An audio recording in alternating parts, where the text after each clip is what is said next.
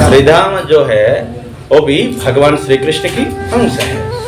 तब श्रीधामा भी क्रोध के वश राधा रानी को भी अभिशाप दे दी, आपको भी धरती में जाना पड़ेगा और 100 साल तक कृष्ण विरह में रहना पड़ेगा।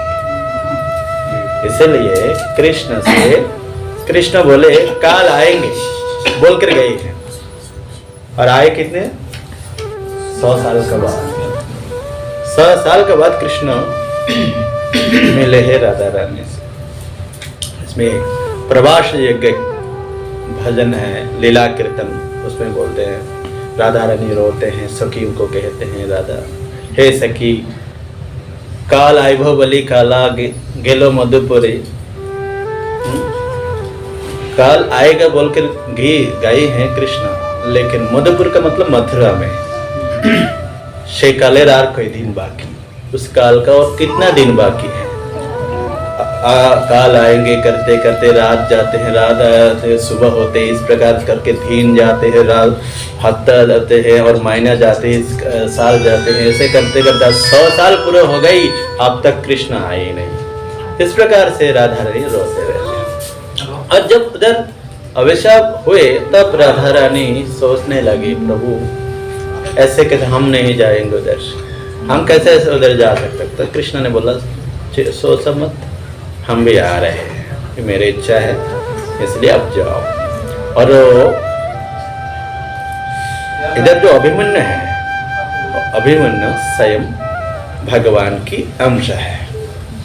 ये जो अभिमन्यु के साथ हम लोग अभिमन्यु बांग्लादेश में आयन बोलते हैं उनको, आयन घोष, और इंडिया में ज्यादा से ज्यादा अभिमन्यु नाम पे जानते हैं। अभिमन्यु 2 है, एक है अर्जुन का पुत्र और दूसरा है यही है अभिमन्यु, जिनके साथ राधा रानी का लोक दृष्टि में लोगों को लगते हैं उनके साथ शादी हुए हैं, लेकिन वो भी स्वयं श्री कृष्ण की अवतार है।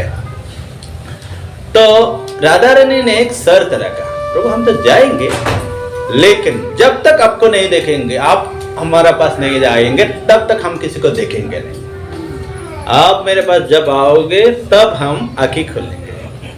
तो राधा रानी के जन्म हम जैसे ऐसे नहीं हुए, वो कमल दल में उनको जन्म हुआ और वृषभानु महाराज को प्राप्त हुआ और लेकर घर पे आए, लेकिन अंधा था, आंखें नहीं थे। इस बारे में तो देखकर कृतिदा माता बहुत दुखी थे। इसलिए तो राधा रानी सखी को बताते हैं, सुनग मारमशय सुनग मारमशय जखने আমার जन्म হইল नयन मुदियार। सखियों को बोलते हैं जब मेरा आज जन्म हुआ तब मेरे आंखें बंद थे, तब मेरा माँ दुखी होकर बोलते करिया साधना पेला मंद कन्या विधि दिलो बर धोख।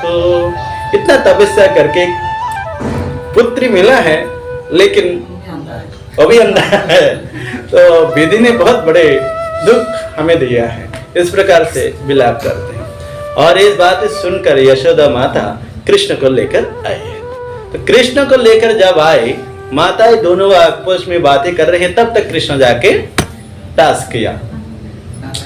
तब वधू पर से हृदय हर्षित आंखें खोले।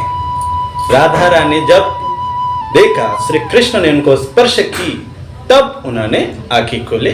सबसे पहले अपने पति को दर्शन किया, श्री कृष्ण को दर्शन किया।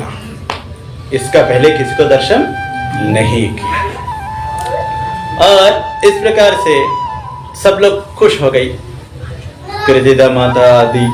तब क्या है, कृतिदा माता को इतना उत्साह मिला तो कृष्ण के स्पर्श से राधा रानी का आंखें खुल गई। तो इसीलिए इन लोगों का बीच में बहुत गहरा रिश्ता हो गई, एक दूसरे का घर पे आना जाना हमेशा होता था। तो एक दिन नंद महाराज और कृष्ण वन में विचर रहे थे, घूम रहे थे। श्रीमती राधा रानी की महिमा के एक ग्रंथ है, इसमें बहुत अच्छा से बताया है। तो अचानक एक तूफान आई। तूफान हिंदी में तूफान होते हैं। तूफान आई, सब अंधेरा हो गया सबके सब। और नंद महाराज सोचने लगे अभी क्या करे, कि गायों को लेकर जाए या कृष्ण को लेके जाए, क्या करे।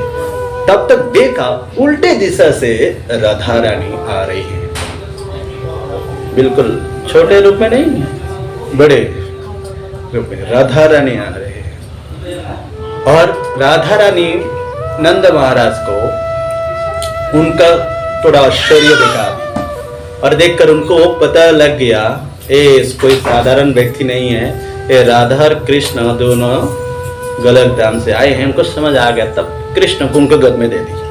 किसको? राधा रानी का गोद में दे दिया। अरे बोलो तुम इसको लेकर पहुंचा देना। तो नंद महाराज से निकल गई। फिर हुआ क्या, इसका बीच में ब्रह्मा जी, शिव जी, सारी देवी देवता लोग उधर आ गए और आकर वहां पे राधा और कृष्ण को शादी किया। हो गया ना पति पत्नी हैं?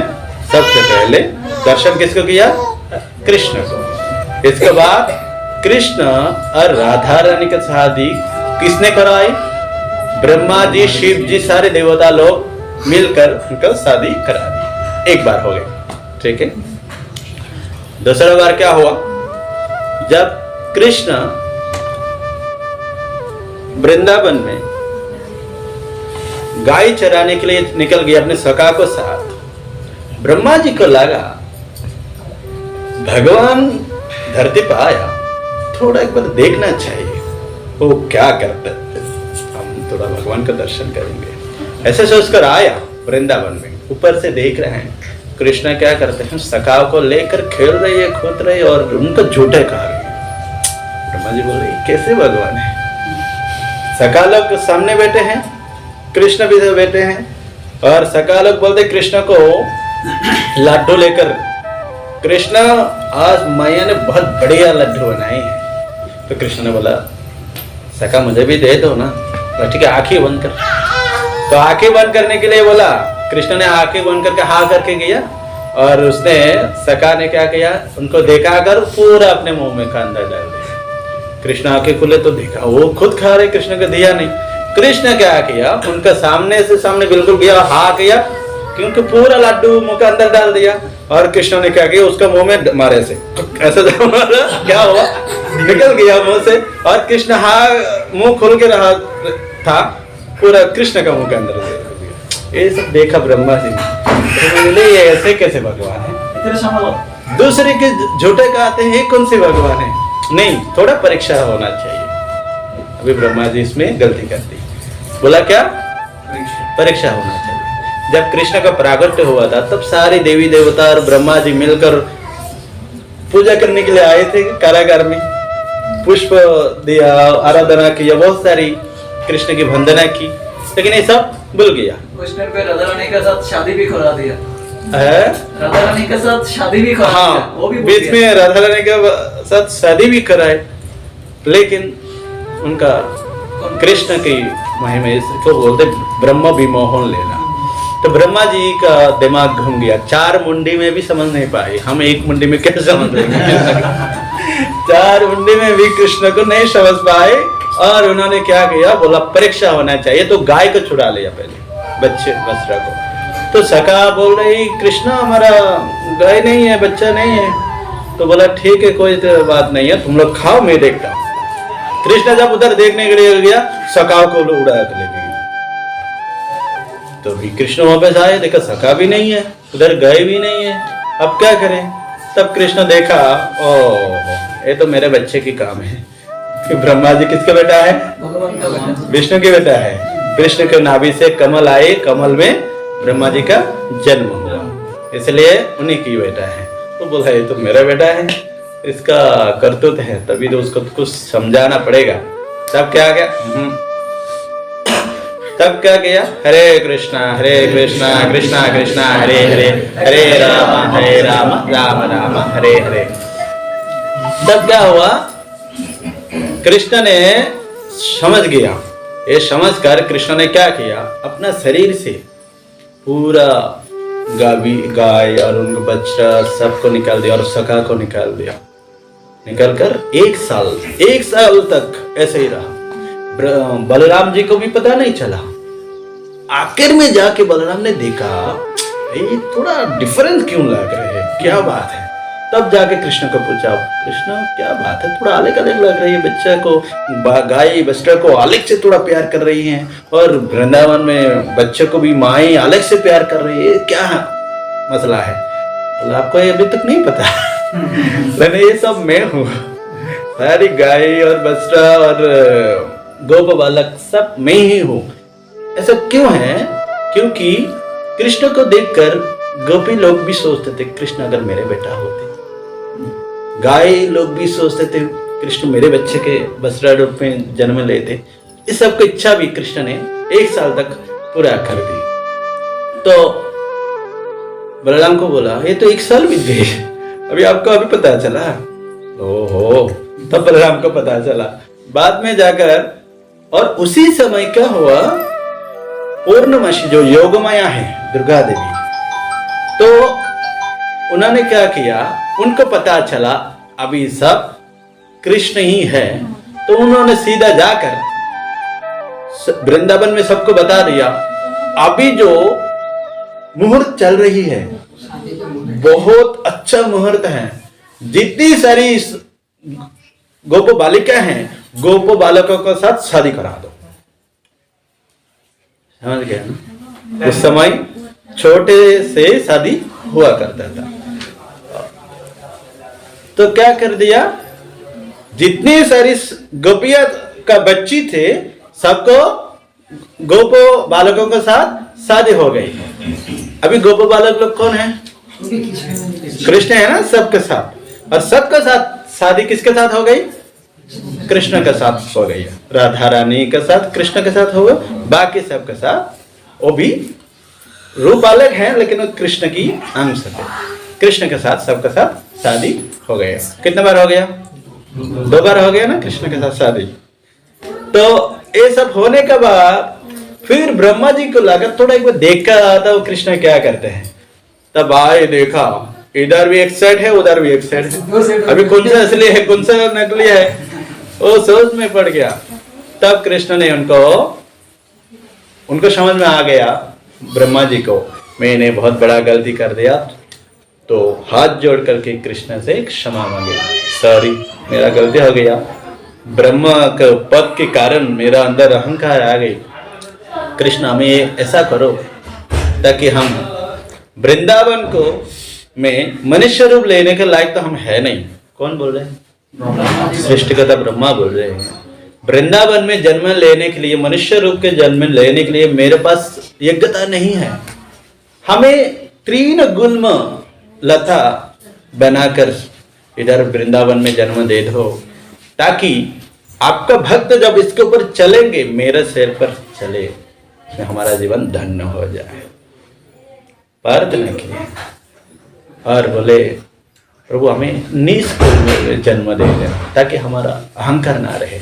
इसलिए वो सृष्टिकर्ता ब्रह्मा कलियुग में हरिदास ठाकुर रूप में जन्म लिया और डेली 3 लाख हरे कृष्णा कृष्णा कृष्णा हरे हरे, हरे राम राम राम हरे हरे, ये नाम जप करते थे। तो इस प्रकार से 2 बार शादी राधा और कृष्ण से हो गई। फिर जब अभिमन्यु के साथ भी शादी हो रहा था तब भी माला बदल अभिमन्यु से नहीं हुई, कृष्ण से हुए। क्योंकि उस समय कृष्ण उनके गोद में थे और रो रही थी, तब माला उनके गला में डाल दिया, फिर रोना मना हो गया। समझ गए ना? हाँ? तो जब प्रवास यज्ञ कर रहा था, आपको और थोड़ा क्लियरिटी के लिए मैं बता रहा हूँ ये बात। जब प्रवास यज्ञ हो रहा था तब राधा रानी निकल रहे। इसके पहले जोटिला कोटिला था उनका ननद और सासू माँ, तो दोनों हमेशा राधा रानी के पीछे पड़े थे। तो आयन को बताते अभिमन्यु को, तेरा भी देख क्या क्या करते हैं। हम तो क्या बताते। तो वृंदावन में कृष्ण और राधा रानी दोनों मिलकर बात कर रहे थे, तो ये दोनों जाके उनको सुगली बोलते हैं ना इसका, हाँ, तो बता दी। और उन्होंने भी गुस्सा करके गया। तो जब देखा गया तब क्या गया, कृष्ण ने सीधा काली रूप धारण करके खड़ा है और कृष्ण काली रूप धारण करके खड़ा है और राधा रानी इनको पूजा कर रही है। ये देखकर आके बहुत बोले, तुम लोग पापी हो, ये तो मेरे पत्नी हो काली माता को पूजा कर, क्योंकि वो काली भक्त थे। अभी तो चले गई। इसके बाद जब प्रभास यज्ञ कर रहा था, सब लोग जा रहे हैं और राधा रानी के जाने का पला है। और राधा रानी जब निकल रहे थे, अभिमन्यु आ गई खड़ग लेकर, बताओ कहाँ जा रहे हो, आज नहीं तो मर्डर कर देंगे। अच्छा मर्डर कर दोगे। इसका पहले उनका ननद और सासुमा दोनों रुका रहे थे। तब राधा जा जन नदी भादमान बोना, जाओ जाओ, आज किसी का बात सुनने वाला है नहीं हूँ मैं, अपना परम पति का पास जाने वाला हूँ, आज किसी का बात नहीं सुनने वाला है, जाओ। ऐसे इसका बीच में अभिमन्यु आया। अभिमन्यु जब आया बोला कहाँ जा रहा बताओ, नहीं तो मर्डर कर देंगे। मर्डर करोगे।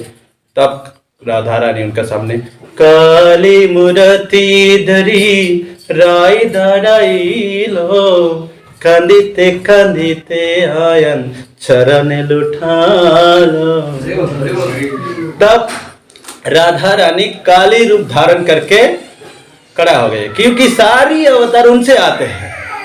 जितने स्त्रियां हैं सारी के सारी राधा रानी के अंश है, और जितने पुरुष है या अवतार है सबके सब कृष्ण के अंश है, तो उनका स्रोत है। जब ऐसे देखा तब उन्होंने दंडवत प्रणाम कर दी। अभिमन्यु ने दंडवत प्रणाम करके बोला, माता सॉरी गलती हो गया, हम आपको समझ नहीं पाए, आप जाइए, फ्री हो आप। तब राधा रानी आ गया प्रभास यज्ञ में। इसके बाद ये बहुत लंबा कहानी है। वो प्रभास यज्ञ जब राधा रानी आई तब पूरा हुआ प्रभास यज्ञ। तो ये है राधा रानी के साथ कृष्ण के साथ पति पत्नी की संबंध है। तो ये शास्त्र में कथन है, इसलिए आचार्य लोग कोई भी बात अपना मन गठन नहीं करते। इसलिए वो राधा जिनकी जाया है, अद्भुत जिनकी माया है। ये अद्भुत माया अगर समझने के लिए बहुत टाइम लग जाएगा, टाइम भी बहुत हो गया, हम लोग आगे भी कुछ सुनना है। इसके बाद दूसरा क्या है, लूट लूट दधी माख न खायो, ग्वाल बाल संग धेनु चरायो। तो कृष्ण क्या करते थे वृंदावन में, लूट लूट कर मतलब चुरा के माखन खाते थे। हरे कृष्णा कृष्णा कृष्णा हरे हरे, हरे राम राम राम हरे हरे।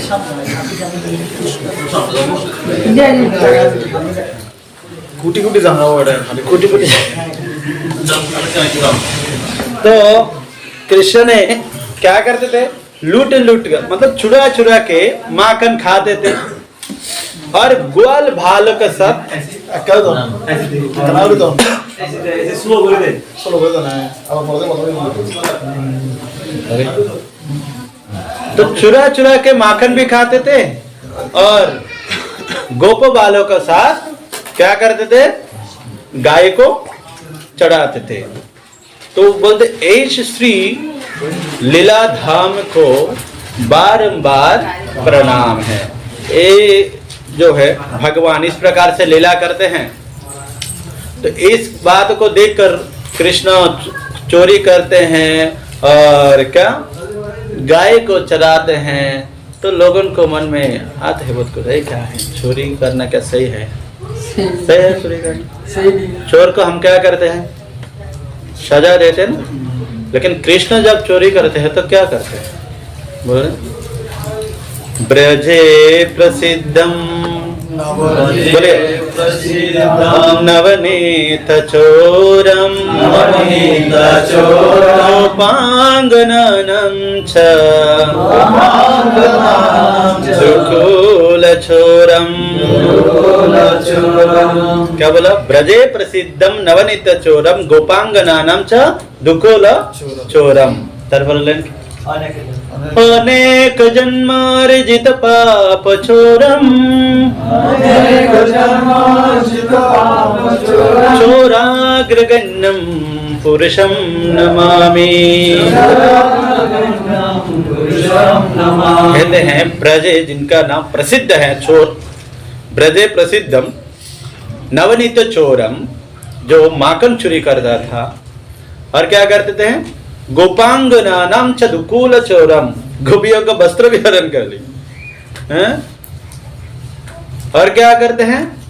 अनेक जन्मर्जित पाप चोरम, हम लोग जो भगवान के भक्त हैं उनका अनेक बहुत सारी जन्मों तक पाप करके जो अर्जित करते हैं, हमारा अंदर जो पाप रह जाते हैं वो भी चुरा लेते हैं।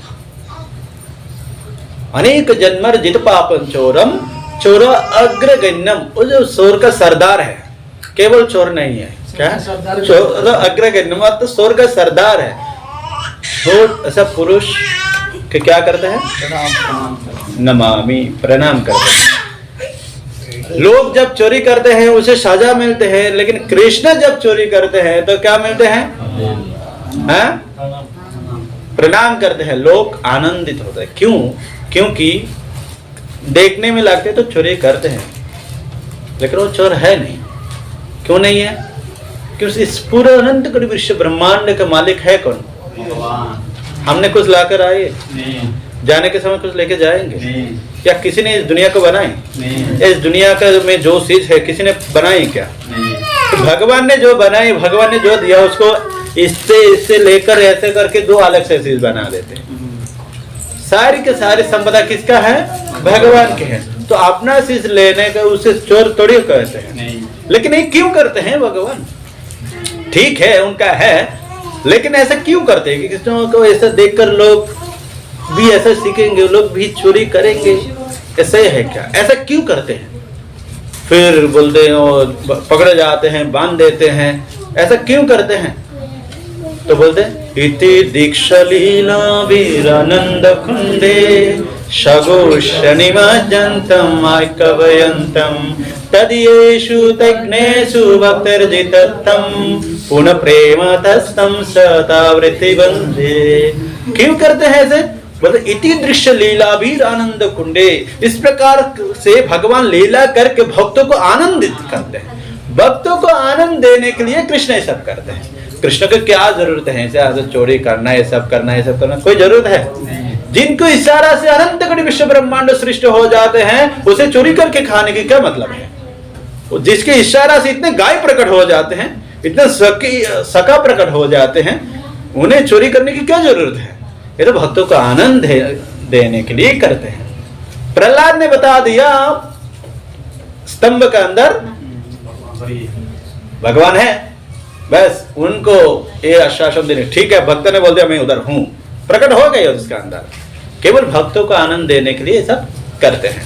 तो इस प्रकार से भगवान वृंदावन में लूट लूट दधी माखन खायो, और क्या करते थे? ग्वाल भाल संग देनु चढ़ायो। ये जो एक दिन अगर कृष्ण नहीं जाते ना तो बसरा भी नहीं जाते, गाय भी नहीं जाते हैं, और चढ़ते भी नहीं, खाते भी नहीं कुछ।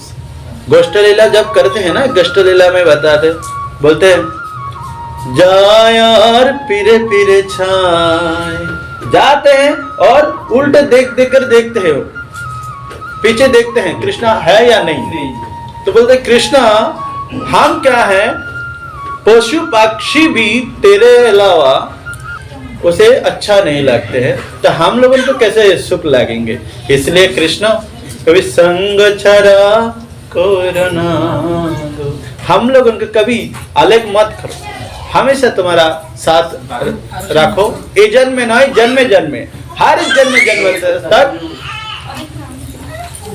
जन्म जन्म तक क्या करो? हमें तुम्हारा संग में रखो, तुम्हारा साथ रखो। इस प्रकार से कृष्ण लीला करते हैं। फिर क्या है? द्रुपद सुता को लाज बचायो, ग्रह से गज को पंद चरायो। द्रुपद महाराज का पुत्री कौन है? द्रौपदी। द्रौपदी है द्रुपद महाराज की पुत्री, उनके साथ अर्जुन का या पांडवों के साथ शादी हुई। लेकिन ये दुर्योधन जो है, दुर्योधन राज्य हड़पने के लिए जुआ पाशा कला की आयोजन किया, छल करने के लिए, और छल करके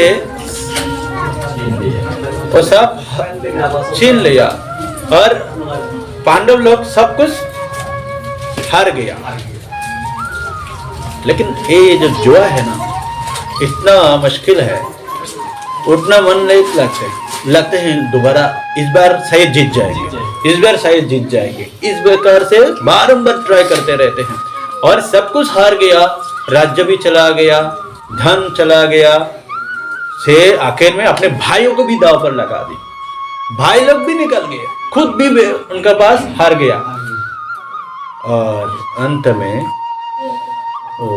कर्ण बता दिया।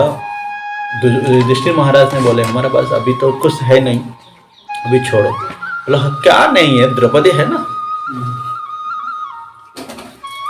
और धर्मराज होकर भी ये हम लोगों को संदेश देते हैं कि जुआ जो है वो धर्मराज होकर भी इतना गलती हो गई तो हम लोग क्या चीज है, इसलिए खेलना नहीं चाहिए। तो हमारा स्कंद में जो 4 नियम दिया है ये हमारे भलाई के लिए बताते हैं। नशा नहीं करना है, मछली मटन नहीं खाना है, और अवैध संग नहीं करना है, जुआ नहीं करना है। ये जो चीज है ना वो सही चीज नहीं है, ये हमारा पतन का कारण होते हैं।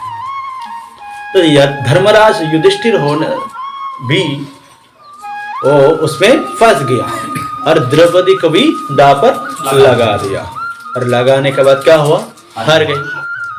और दुर्योधन ने आदेश दिया दुशासन को, जाओ उसको घसीट कर लेकर आओ, और दुशासन ने भी उसका बालों को पकड़कर घसीटते हुए लेके आए। एक वस्त्र में थे उस समय द्रौपदी। और जब दुशासन ने द्रौपदी का बालों को टच किया, उसी दिन उसी समय कौरव का सत्यानाश हो गई। उसी समय उन लोगों का आयु खत्म हो गए। रावण ने जब सीता माया की, यद्यपि असली सीता को नहीं गई, उनका प्रतिबिंब गया था, फिर भी जब रावण ने सीता माता को बालों को स्पर्श की तब उन लोगों का आयु भी खत्म हो गई। इसलिए एक पुरुषों के लिए संदेश है, कभी भी स्त्रियों का बाल पकड़ना नहीं चाहिए। प्यार से पकड़ना अलग बात है, लेकिन क्रोध से पकड़ना अलग से बात है। जब भी पुरुष स्त्रियों का बाल को हाथ लगाएंगे उसी दिन समझ लेना उनका आयु खत्म है। और एक कोई सभ्य पुरुष का काम है नहीं, ये अनार्य बोलते हैं उसको, शास्त्र का भाषा में अनार्य बोलते हैं, और हम अभी का भाषा में बोले तो क्या हो जाएगा, असभ्य का, जिनको धर्म तत्व नहीं मालूम है। तो ऐसा नहीं होना चाहिए। ओके, तो दुशासन ने क्या किया, उनको पकड़ के लेके आई बड़ी सभा में, और इसमें इतना लोग थे, बता दे 40,000 लोग थे।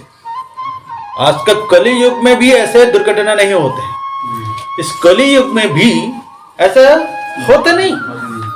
द्वापर युग में इतने बड़े बड़े लोग थे, उन लोगों के बीच में, सभा के बीच में उनको घसीट कर लेके आए हैं, और द्रौपदी ने फूट फूट कर रोई हैं, सबके पास गई है, धृतराष्ट्र के पास गई है, और द्रोणाचार्य, पितामह भीष्म, फिर पांडव, सबके पास गया। इसमें हमें एक शिक्षा लेना है, इस जगत में हमारा रक्षा करने वाला कोई है नहीं है। इससे यही शिक्षा मिलते हैं।